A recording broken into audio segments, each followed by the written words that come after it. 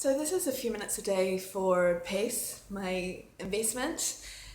And it was so beautiful this morning. I went on a run and there was a dove, a white dove. I'm in Monaco, and there was a white dove that flew over me and landed on a balcony next to me. It was a dove. It definitely wasn't a pigeon. It was a beautiful sign. So I want to talk again about female leaders of violence, and that's Hillary Clinton and Theresa May.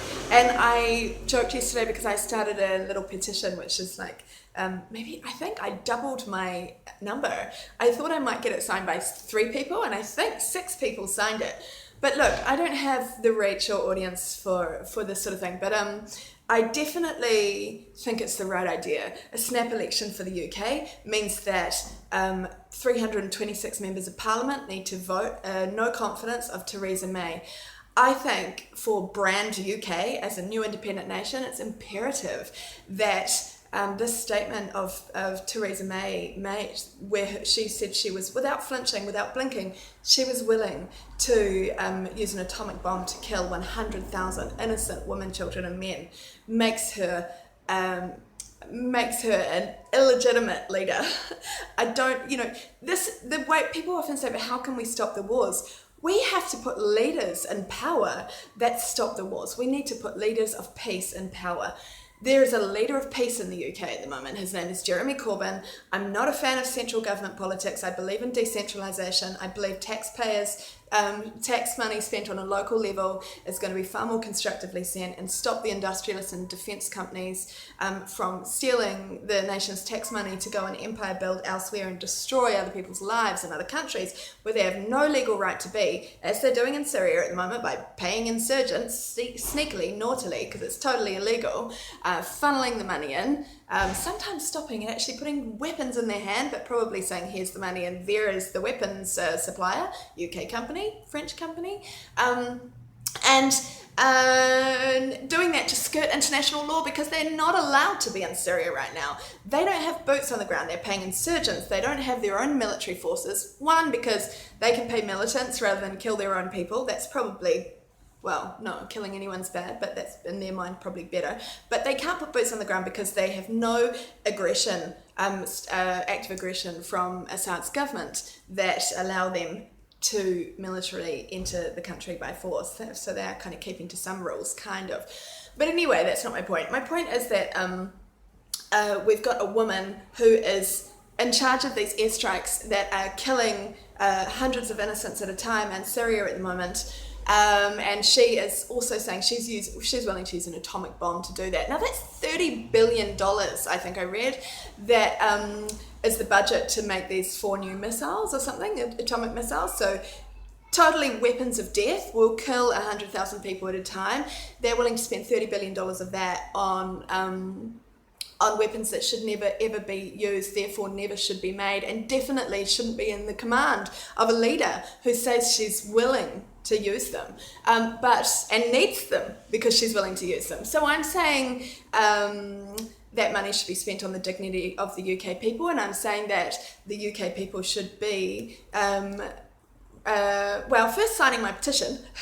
I don't know many people in the UK, but signing my petition that could get to 100,000 people, or start another petition that could get to 100,000 people in terms of signatures, force a debate in the parliament on the fact that she has said she's made that statement of violence against the world, and hopefully have a vote of no confidence with 326 members of the British Parliament voting against her, so that we don't have 5 years of leadership under a mass murdering woman. She's expressed that intent, but she's also mass murdering right now in Syria. So, sorry, any leader of violence, but for me, I don't know, it seems personal. A woman of violence, get out. That's because I think women should be peaceful and promoting peace, because if we want a world that's safe for future generations of children, gives them a chance to have quality of life, we have to stop this rhetoric of violence which leads to the acts of violence. Okay, so that's what I think should happen with Theresa May if we want to stop the wars. The UK has a leader at the moment, Jeremy Corbyn. He's a man of peace. I don't care about the other things in politics right now. I do think not only that, he's a man for giving dignity and a basic quality of life to all people, which I also think is something we have to start seeing as a priority.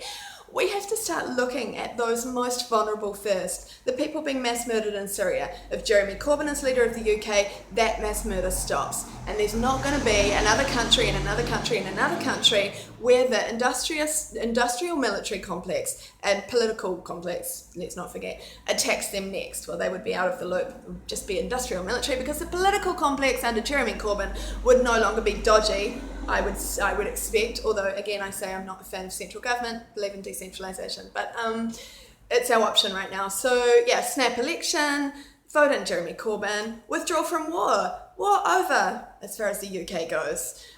In terms of France, well, that's a story for another day. Let's keep on women. Okay, Hillary Clinton. I pointed out, by the way, the other day that the Independent and the London Evening Standard is owned by a Russian oligarch who hates Putin. And so he is using his tool of communication to the UK people to rally them to hate Assad, to hate Russia, and, well, in terms of this war, this conflict, and to allow the taxpayers' money to be continued to be spent on financing militants who rape people and kill people and trying to steal a country for the UK's benefit. So that's like propaganda. I mean, you know, there's so many media outlets which are obviously propaganda, but I didn't realise the Independent was one of them. Now I know, that's good. Another thing I read today was the Telegraph's article on Hillary Clinton and how she is saying that if she got into presidency, she would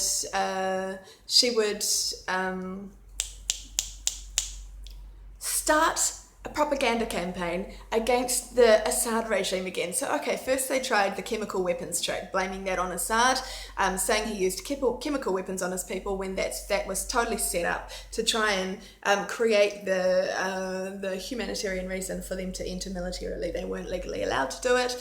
So they went now on to the story of fighting the insurgents, fighting ISIS, which she's been evidenced to send money to and arms to.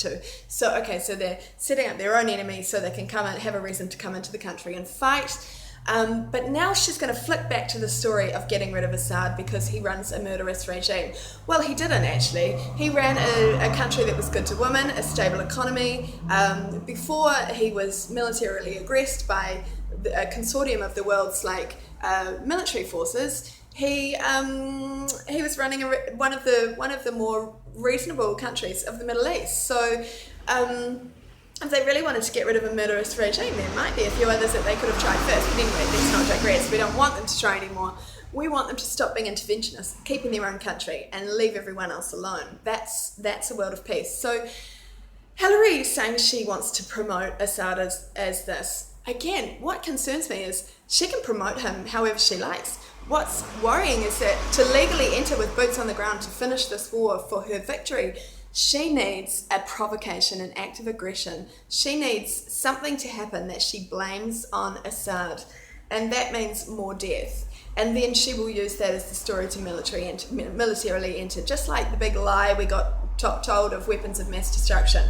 But I would say the weapons of mass destruction are people like Theresa May and Hillary Clinton, ready to kill. They are armed, active, and dangerous. And the only way we get rid of them is looking at the people of peace. God, so I've just forgotten his name. But there are 4 presidential candidates in the US at the moment. Hillary and Clinton, terrifying. And obviously, again, the media is all owned by the groups that back these guys. So, we're hearing only about them, but there are 2 other leaders that are a choice. And one of them has been very outspoken in the past about withdrawing from war. The guy. Damn, I've just forgotten his name. I'll remember it next time. Blonde moment. But there is 4, Google it, there's 4 candidates. One is Jill Stein, one is Trump, one is the woman who has been proven to mass murder, finance terrorists, set up terrorists, and think that it's okay to kill. But there is another guy. Why can't I? Google him and read about him. He is saying, let's withdraw from these wars. He looks like a really nice guy. Not that I'm into smile and wave politics decisions, but he does sort of look like what he's saying is definitely not interventionist. It's not about mass murdering and stealing other countries, and it's not about military action. For me, that is a guy worth voting for. I'm concerned about the Greens, I guess, because I do environmental work, and I think that the climate change agreement is an economic tax, a global tax and trade agreement.